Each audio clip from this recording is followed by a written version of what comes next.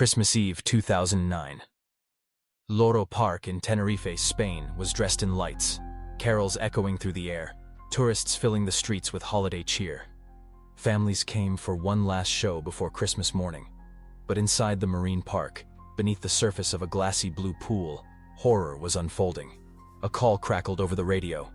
"Trainer down! He's not coming up!" 29-year-old Alexis Martínez, a rising star among the trainers, had entered the water with a 6-ton killer whale named Keto.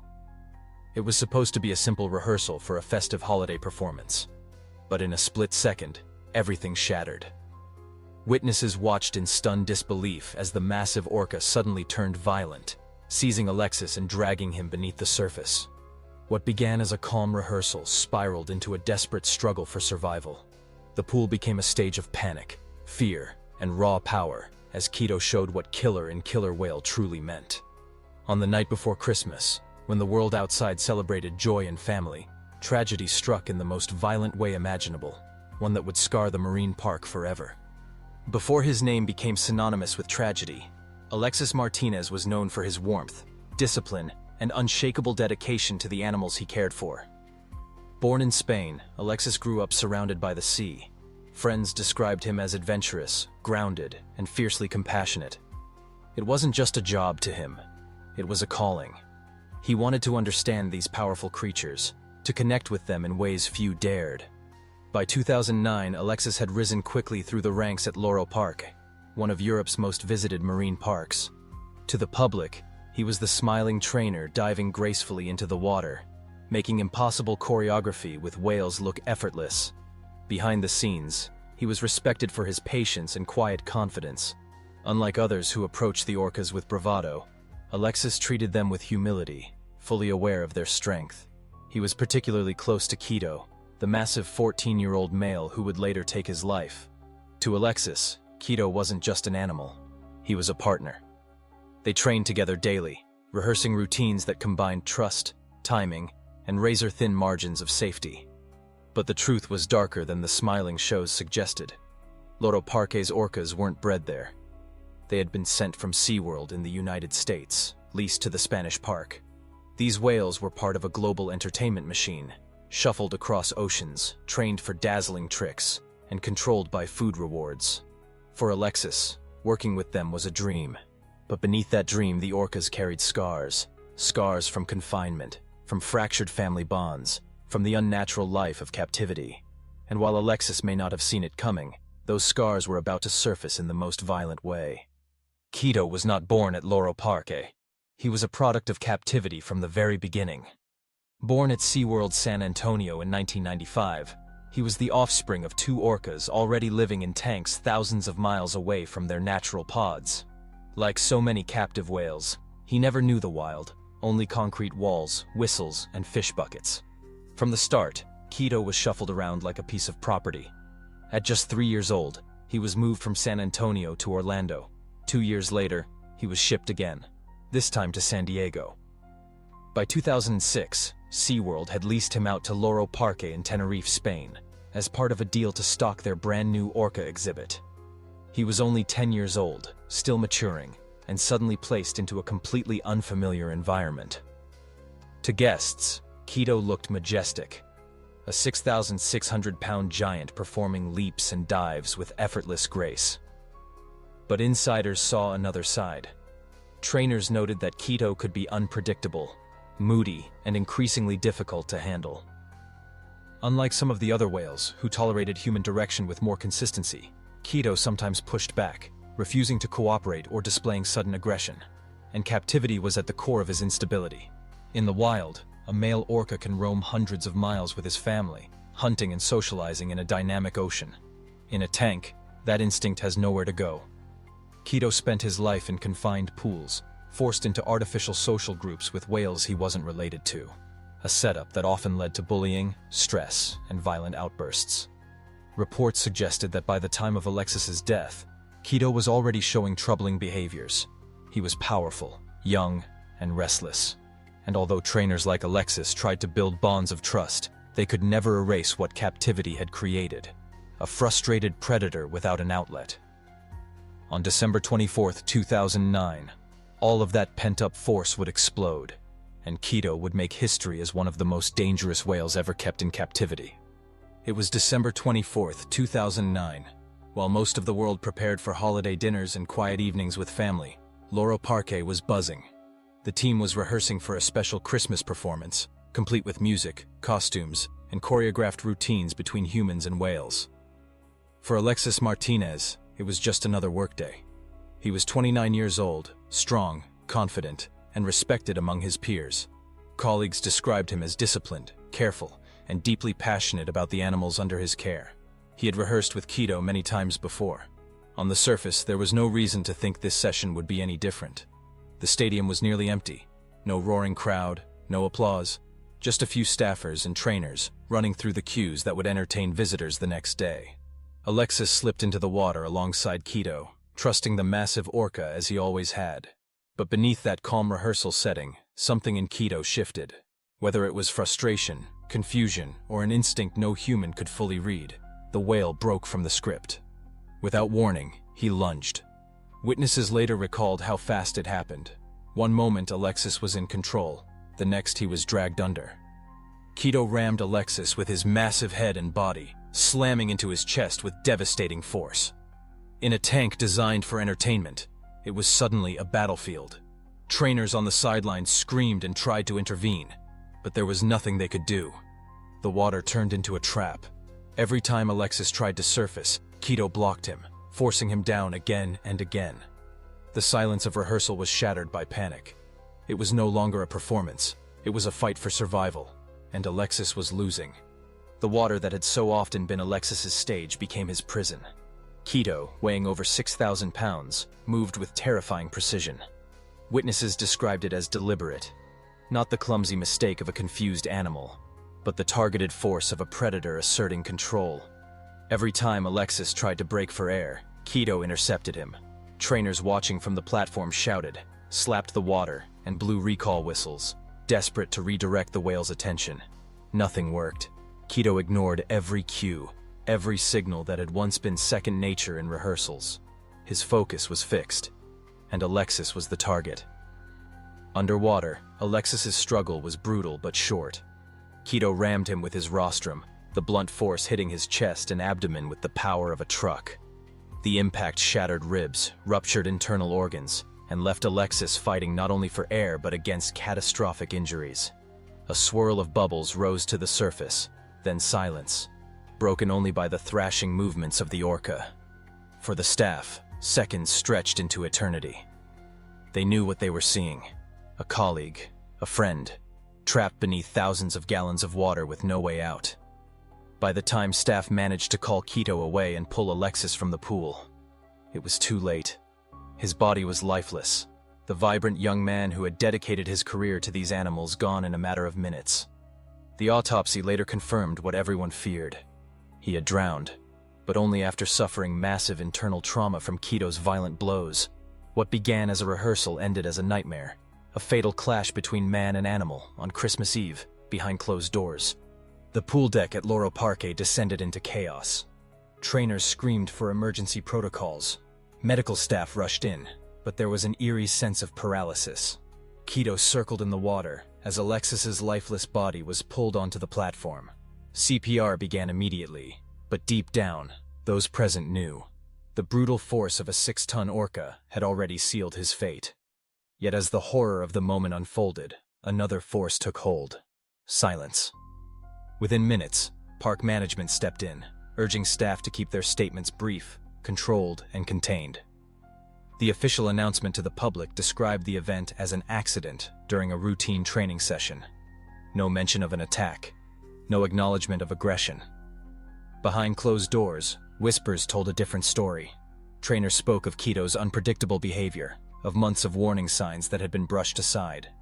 Some recalled how Keto had been deemed too dangerous at SeaWorld and transferred to Loro Parque as part of a breeding loan. But to the outside world, none of this was shared. Christmas Eve became a day of grief and secrecy. Families of staff were told not to talk to reporters. The park framed it as a tragic mishap, not the violent breakdown of an apex predator held in captivity. Even as Alexis's body was transported away, the cover-up had already begun. For the public, the truth would remain obscured.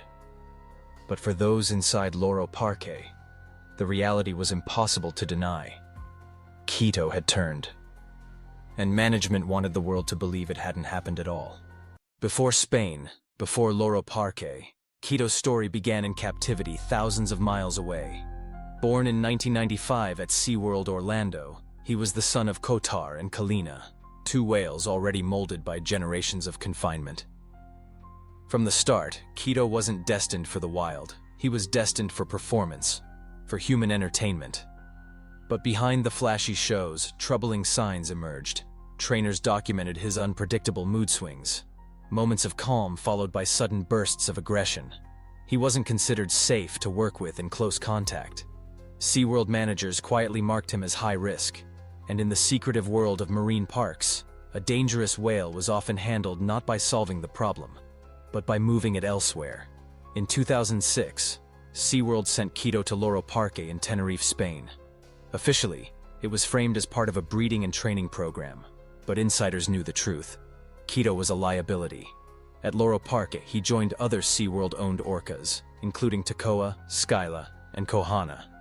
None of these whales had stable family pods. They were an artificial collection, thrown together like strangers in a cage. The environment was tense. Orcas are social animals with complex hierarchies, but at Loro Parque, aggression festered. Keto's size and strength made him dominant, yet also volatile. He was powerful, unpredictable, and increasingly dangerous to work with. Trainers saw the signs: mock charges, refusal to follow cues, episodes of unprovoked dominance. But the shows went on. SeaWorld still owned Keto, still controlled the narrative, and still had a vested interest in keeping him as a performing asset. What had been written off in Orlando as problem behavior was now Loro Parque's daily reality. So when Alexis Martínez stepped into the pool on Christmas Eve, he wasn't just working with an orca. He was facing the weight of a dark legacy, one built on years of warnings ignored, risks transferred, and danger disguised as entertainment. Christmas Eve, 2009. The air at Loro Parque was festive, the park decorated for the holiday season. For most people, the day was filled with light and cheer. For Alexis Martínez, it was just another day of work, another rehearsal before the evening's scheduled orca performance. He had done this hundreds of times before. Alexis knew Keto. He had worked alongside the 14-year-old bull orca countless times, guiding him through routines, feeding him, rewarding him. On the surface, their bond looked strong. To the crowd, it was man and whale in harmony. But beneath the surface, tension lurked. Keto had been restless in recent weeks. Trainers had whispered about his unpredictability. Still, no one expected what would come next. The rehearsal began smoothly. Alexis gave cues, and Keto responded with power and precision. Trainers on the sidelines relaxed, some even smiling at how well the whale seemed to be performing. But in the water, Alexis was just feet away from a predator weighing more than 6 tons. Then, without warning, Keto turned. In a split second, the calm dissolved into violence. He lunged at Alexis, clamping onto him with terrifying force. Before anyone could react, Keto yanked him below the surface. The water exploded in chaos. Alexis fought to free himself, trying to kick upward, but Keto rammed him in the chest, a devastating blow that fractured ribs and ruptured vital organs. Each attempt Alexis made to break the surface was met with another brutal strike. Trainers shouted frantically from the edge, but there was nothing they could do. Keto was in control, and he wasn't letting go. Witnesses later said the attack was chillingly deliberate. Keto didn't lose interest. He didn't accidentally collide. He targeted, pursued, and silenced his trainer with calculated force. Minutes dragged into an eternity. When Keto finally released him, Alexis floated motionless in the water. The pool, once filled with rehearsed grace, was now a scene of horror. It was Christmas Eve. But for Loro Parque, the holiday would forever be marked by the moment a trusted orca turned, and a trainer's life was taken in the most brutal way possible.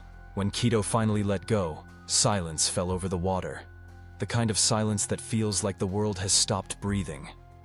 Alexis floated near the surface, his body limp, drifting like a broken doll. For a moment, the trainers on deck froze. paralyzed by the horror of what they had just witnessed. Then chaos erupted. Whistles blew, emergency alarms rang out. Trainers shouted Keto's name, frantically trying to recall him back into a side pool, desperate to keep the killer whale from striking again. But Keto circled the tank slowly, almost possessively, as if guarding what he had done. 2 staff members launched rescue equipment into the water, but none dared dive in. They knew that entering meant risking a second casualty, a death sentence if Keto turned on them too. Their only hope was to coax him away long enough to reach Alexis. Precious seconds bled into minutes. Finally, Keto responded to food cues, slipping into a holding pen. The trainers rushed to pull Alexis from the water. His body was heavy, battered, his skin already pale from lack of oxygen. They laid him on the deck, performing CPR with shaking hands, each compression echoing the desperation of people who refused to accept what was unfolding. But the damage was catastrophic. Keto's strike had crushed Alexis's chest, shattering ribs and rupturing his aorta. His lungs were filling with blood. The resuscitation efforts were hopeless, though no one wanted to stop. Some cried openly as they worked, tears falling onto his lifeless face. Emergency services arrived within minutes, but the scene was grim. Paramedics confirmed what the trainers already knew. Alexis Martínez was gone. The pool, still shimmering under the Christmas lights strung around the stadium, had transformed into a crime scene of nature. The smell of chlorine mixed with the metallic tang of blood. Trainers huddled together, stunned, realizing they had just lost not only a colleague, but a friend. A man who lived for these animals, and who had trusted one with his life. And now that very trust had killed him. Christmas Eve turned into a forensic nightmare. As the world prepared for celebration, coroners in Tenerife were preparing a report no family should ever have to read. Alexis Martínez, 29 years old, had died not from drowning alone, but from trauma so severe it stunned even seasoned investigators. His chest had been crushed. Several ribs were broken. His lungs were bruised. There was massive internal bleeding. And the final, horrific detail: his sternum had been shattered. This wasn't an accident. It was blunt force trauma, delivered by an orca weighing over 6,600 pounds. The killer? Keto. The autopsy confirmed what witnesses feared, but what Loro Parque initially downplayed. Alexis hadn't simply lost control during a routine maneuver. He had been attacked, rammed, and held underwater with deliberate force.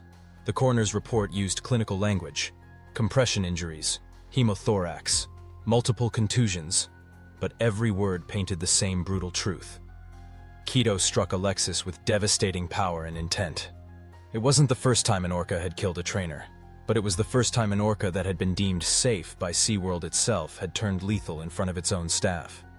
For Alexis's family, the report shattered any illusion that this was a freak accident. This was preventable, and the silence from park officials only deepened the wound.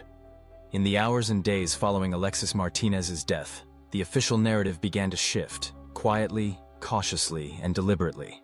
Loro Parque, stunned and scrambling, issued a press release. They called it a tragic accident during a rehearsal. They said the whales were trained to work cooperatively with their human partners, and there had never been signs of aggression. They offered condolences. They promised a full review, but something was missing: accountability. SeaWorld, which owned the orcas and had trained both the animals and the protocols used at Loro Parque, offered no public comment. In fact, in internal communications later revealed, SeaWorld reportedly advised park officials to avoid using the word attack. The implication? Downplay it. Protect the brand. Silence the truth. Whale experts and insiders whispered about Keto's troubling history, his isolation, his transfer from SeaWorld to Spain, his forced breeding sessions, his limited social structure. But none of this was made public at the time. Even Alexis's family struggled to get answers. What exactly happened in that tank? What safety procedures failed? Why had the orca been cleared for water work only months prior? Inside the park, trainers were left traumatized, and under orders not to speak. Silence wasn't just encouraged, it was expected. What killed Alexis, they realized, wasn't just Keto's brute strength. It was the system that tried to pretend it could never happen. What made Alexis Martínez's death all the more disturbing was that it wasn't without precedent. Just months earlier, SeaWorld's orca breeding program had already faced devastating consequences. At the center of it all was one whale, Tilikum. Tilikum had been involved in the death of trainer Kelty Byrne at Sealand of the Pacific in 1991. He was later transferred to SeaWorld Orlando, where in 1999 a man was found dead in his tank. Then, just 2 months after Alexis's death, in February 2010, Tilikum would go on to kill once more, this time during a live show in front of an audience, dragging veteran trainer Dawn Brancho to her death. But before that tragedy rocked SeaWorld's image forever, the warning signs were already there, etched into Alexis Martínez's story. Keto, like Tilikum, was a product of captivity. Confined spaces, limited enrichment, chronic stress, and forced breeding sessions. Though different whales, they shared a disturbing commonality. They were ticking time bombs, shaped by the unnatural environment imposed on them. What happened in that tank at Loro Parque didn't emerge from nowhere. It emerged from a system already cracking. Alexis's death wasn't an isolated anomaly. It was a mirror held up to an industry in denial, and the reflection was terrifying. In the wake of Alexis Martínez's death, Loro Parque and SeaWorld quickly went into damage control. Official statements referred to the incident as a tragic accident, a misstep, an unfortunate slip during rehearsal. But the autopsy said otherwise. Alexis hadn't just drowned. He had suffered multiple blunt force injuries, cracked ribs, a collapsed lung, massive internal bleeding. Keto had rammed him more than once. And yet, in the days that followed, Loro Parque continued rehearsals. The holiday show went on. Behind the scenes, trainers were devastated. Some refused to enter the water again. Others demanded answers that never came. Whispers began surfacing of ignored warnings, of aggressive behavior from Keto in the weeks leading up to the attack. Internal documents would later reveal that Keto had shown signs of unpredictability. But SeaWorld, which still held ownership over the whale, had deemed him fit for water work. Why? Because silence protected the brand. Because to admit a pattern meant accepting liability. Because acknowledging that Alexis's death was preventable would shatter the illusion of control. His legacy was buried beneath public relations spin and corporate stonewalling. But within the marine mammal community, his name became a quiet rallying cry, a reminder of what the industry wanted to forget. This wasn't an isolated tragedy. Alexis Martínez was not the first, and he wouldn't be the last. Just 2 months later, in February 2010, another orca named Tilikum pulled trainer Dawn Brancho into the water at SeaWorld Orlando. She died in almost the same way, held under, thrashed, crushed. 2 deaths, 2 young trainers, 2 massive orcas born in captivity, performing for crowds. Both tragedies eerily similar. Both swept under corporate rugs until it was too late. And yet, there had been warning signs long before Alexis's final breath. Alexis Martínez died doing what he loved, but not in the way he deserved. His death, like others, wasn't just a tragic accident. It was a warning. A warning ignored. How many more trainers, how many more orcas, must pay the price for our illusion of control? This was the horrifying last encounter of Alexis Martínez,